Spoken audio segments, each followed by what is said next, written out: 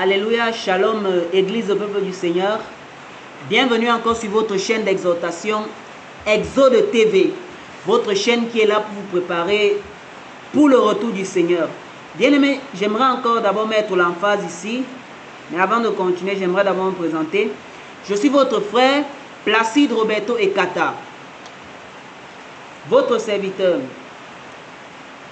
J'aimerais d'abord, avant de commencer, bien-aimés, dire que l'avènement du Seigneur est déjà proche. Tous les signes que nous sommes en train de voir, ce sont des signes qui sont en train d'annoncer que le Seigneur est déjà proche.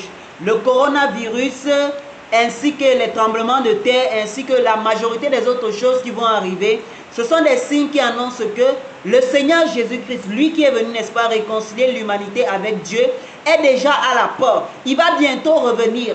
Et pendant que nous sommes en train de voir ces signes bien-aimés, la solution, ce n'est pas de crier que oh, les catastrophes sont en train d'arriver. Ce n'est pas de pleurer, non. La meilleure solution, n'est-ce pas, lorsque nous sommes en train de voir ces signes, lorsqu'on s'institue en tant qu'un veilleur du temps de la fin, c'est de se préparer, bien-aimés. Et se préparer ressemble à quoi? Se préparer, n'est-ce pas, ressemble à ces 10 jeunes filles vierges qui sont allées à la rencontre de leur époux bien-aimé. C'est cette parabole prophétique que le Seigneur Jésus-Christ utilise afin de montrer quelle doit être l'attitude des gens qui savent que le Seigneur va venir. L'attitude des gens qui savent déjà lire dans le temps, se préparer pour la rencontre du Seigneur. Alors on s'est posé la question de savoir comment est-ce qu'on se prépare pour la rencontre du Seigneur. S'il est vrai que je dois me préparer, s'il est vrai qu'on doit se préparer, ça veut dire qu'il y a un élément qui va valider notre entrée au banquet que le maître est en train d'organiser. Il y a, n'est-ce pas, un élément spécifique qui va valider notre accès à l'enlèvement. Et quel est, n'est-ce pas, cet élément bien-aimé? Nous avons dit que ce sont les fruits que chacun doit vous porter. Les fruits, n'est-ce pas, s'illustrent à quoi dans les Écritures? Les fruits s'illustrent à la lumière. La lumière, n'est-ce pas, sont les œuvres que nous devons porter. Et bien aimé, je vais revenir sur un fait qui n'a pas été bien expliqué dans notre première session. Je rappelle que le thème de cet enseignement, c'est « L'huile fera la différence au jour du Seigneur ». Et aujourd'hui, nous allons développer un sous-thème qui s'intitule « Lorsque les actes deviennent une adoration vis-à-vis de Dieu ». Alors, j'étais te disant ce que nous devons porter la lumière. Pourquoi est-ce que nous devons porter la lumière? Pourquoi est-ce que c'est seulement la lumière qui va te donner l'accès à l'enlèvement? Bien aimé, j'aimerais dire ici là que la lumière peut être comprise, n'est-ce pas, selon deux angles. Premièrement, la lumière nous identifie à Christ. Pourquoi? Parce que lorsqu'on lit le livre de Jean, il est écrit que Christ était la lumière qui a vécu au milieu des hommes. Et les hommes ne l'ont point reconnu. Oh, celui qui est en train de nous appeler, n'est-ce pas, à venir boire à sa coupe, à venir prendre part à l'enlèvement qu'il va organiser. Lui-même, il est lumière. Alors, parce que lui-même, il est lumière, afin de prendre accès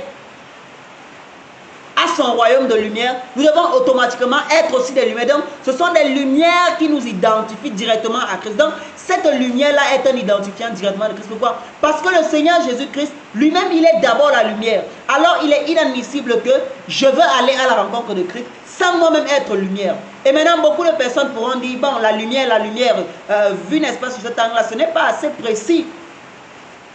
Quelle est, n'est-ce pas, la spécificité de la lumière de Christ? La lumière de Christ, voilà le deuxième angle que je vais donner. La lumière nous distingue du monde. Est-ce que vous comprenez? Si tu es en train de manifester la lumière de Christ, tu dois automatiquement te distinguer du monde. Pourquoi? Parce que le monde ainsi que tous ces systèmes sont en train d'être enrôlés par Satan. Si tu es un chrétien, tu veux comprendre que tu es en train de manifester la lumière de Christ. Ça veut dire que tu dois te distinguer du monde. Tu ne dois pas faire les choses comme le monde. Alors, la lumière de Christ est celle-là qui nous amène à nous distinguer du monde. Alors, nous sommes en train de dire que c'est la lumière qui va valider notre entrée dans le royaume de lumière. Comme il est lumière, nous devons être lumière afin d'entrer dans son royaume de lumière. Comment donc porter les œuvres de la lumière? Nous avons dit, n'est-ce pas, que c'est l'huile, bien-aimée. C'est l'huile, n'est-ce pas, qui fait en sorte que la lumière qui est dans les lampes des 5 vierges sages puisse éclairer. Vous voyez, C'est l'huile qui a fait la distinction. Et l'huile, c'est quoi? L'huile, n'est-ce pas, c'est ta vie de consécration, bien-aimé. J'aimerais dire, bien-aimé, ne néglige pas l'impact de la consécration que j'appelle ici la prière, bien-aimé. J'aimerais te dire que lorsque tu vois un chrétien en train de marcher, n'est-ce pas, dans la consécration, lorsqu'un chrétien marche dans l'obéissance, ce n'est pas le fruit de ses propres efforts, bien-aimés, mais c'est le fruit, n'est-ce pas, des semailles qu'on fait dans la prière.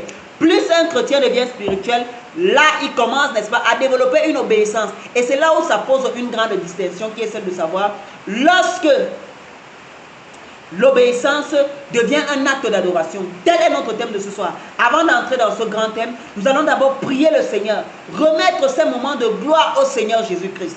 Je t'invite partout là où tu es, monde entier, à prier avec moi. Au nom de Jésus, nous prions. Tendre Père, merci encore de rassembler tes enfants de partout dans le monde afin d'écouter cette parole, Saint-Esprit de Dieu, Père. Nous savons que tu es de retour, ô Père éternel. Ouvre encore l'entendement de tes enfants afin qu'ils soient instruits, afin qu'ils gagnent quelque chose de plus à leur vie spirituelle. Au nom puissant de Jésus, nous avons ainsi prié. Amen, amen, amen. Une fois de plus, bien-aimés, je vous dis bienvenue. Lorsque l'obéissance devient un acte d'adoration. Bien-aimés, avant que nous ne commencions, j'aimerais d'abord dire que le Seigneur a sa propre définition, n'est-ce pas, de ce qu'il appelle l'obéissance. L'obéissance, selon le Seigneur, se distingue du fait de poser un acte. Vous allez voir qu'une personne peut poser un acte, mais pour le Seigneur, ce n'est pas automatiquement une obéissance. Donc, devant le Seigneur, il y a le fait de poser un acte et il y a le fait d'obéir. C'est ça qui distingue, n'est-ce pas, la façon de voir du Seigneur. Je peux poser un acte, mais pour le Seigneur, ce n'est pas automatiquement une obéissance. L'obéissance pour le Seigneur, n'est-ce pas, c'est celle qui se transforme automatiquement en adoration. Et c'est là où nous sommes en train de disséquer l'obéissance en deux parties. Nous avons, n'est-ce pas, l'obéissance de l'esprit et nous avons l'obéissance de la chair. Je vais vous donner par exemple un exemple. Le Seigneur te donne un commandement. Il te dit, qu'est-ce que je peux prendre? Arrête la fornication. Vous voyez? Il te dit, arrête la fornication, bien-aimé, parce que la fornication amène en enfer. La fornication va te faire perdre. Arrête la fornication. Et puis maintenant, le chrétien, qu'est-ce que le chrétien va faire? Il va dire, bon, j'arrête la fornication. Mais entre-temps, dans son esprit est toujours voué à la fornication. Donc, il n'a pas encore abandonné la fornication en esprit, mais en acte, il se sert. Il met une camisole de force, il dit, j'arrête la fornication, arrête la fornication. Bien-aimé, tant que ton esprit ne rentre pas dans l'obéissance vis-à-vis des commandements de Dieu, sache que ce n'est pas encore l'obéissance. Tu peux te priver d'un acte, mais tant que ton esprit pratique encore automatiquement l'acte là, ça devient de la désobéissance. Et ça, n'est-ce pas, ça s'applique dans tous les commandements que le Seigneur donne.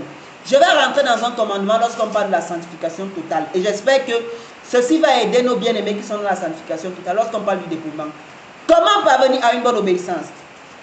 Le Seigneur dit dans 1 Timothée chapitre 2 verset 9, bon, il ne faut pas se parer comme le monde, il ne faut pas ressembler au monde, il ne faut pas épouser la séduction, laissez les parures. Et vous allez voir, n'est-ce pas, une sœur qui va dire, bon, je laisse les parures, je laisse les parures. Elle abandonne, je ne sais pas, peut-être elle est sous la pression de quelqu'un ou bien elle est sous la pression de qui que ce soit, je ne sais pas. Mais elle décide d'abandonner.